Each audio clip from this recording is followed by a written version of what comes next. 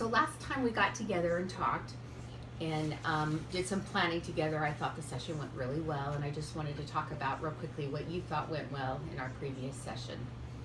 And I really liked how our goals sort of aligned with each other, and we followed our agenda very closely. And so I just wanted to ask you if you had any other comments or feedback about that before we go on. No, I thought it was very productive. I think having the students in the center of the goals is exactly what we need to do. Absolutely, it's all student-centered, and that's why we're here. Perfect. So I just showed you the vision statement, and I just wondered, the clip of it, I wondered if you feel that the vision represented the diverse population of students, and is the vision student-centered? So is it about what the goals we have talked about, the clip that you just saw?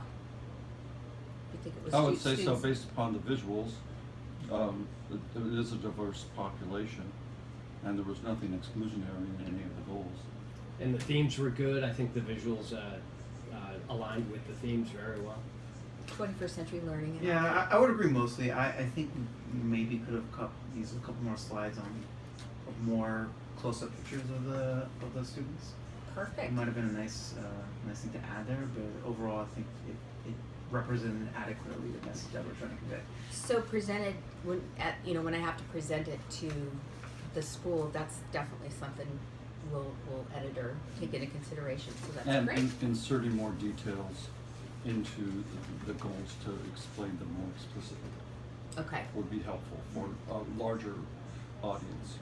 And then, so one of the goals that we talked about that we wanted to focus on last time was a school improvement goal, and we said that at Liberty High School, 75% of all ELL students will score in the nearly met or exceeded standard range for the 2017-2018 CASP in English Language Arts, because that seems to be a really vulnerable population that's falling below standards. And I was wondering if you thought more parent outreach and more activities after school to support students in this category would be beneficial or helpful. And what are those activities, do you think? I think you need to break it out between individual development and group. As new ELL students come into the system, they will continue to skew the average baseline skills downward, even though individual students are picking up skills, mostly in the written grammar, because the oral, conversational speech of ELLs catches up very quickly. And some of the barriers we identified at the last meeting was lack of effective instructional strategies. Their language barriers were huge because parents aren't understanding sometimes what the school sends home, number one, and also they don't understand about absences and the effect that has on the test scores and the learning, and sometimes they actually go and take vacations during the school year, and so that needs to be communicated, I think, more effectively. But and as you know, that notes don't necessarily have to be sent home in other languages unless there's a certain percentage of the population at the school. So there needs to definitely be a liaison or something that's helping these families. And then lack of student understanding of the test due to language barriers and testing format, so that's unfamiliar as well. And then lack of parent resources that connect student assignments with home and community.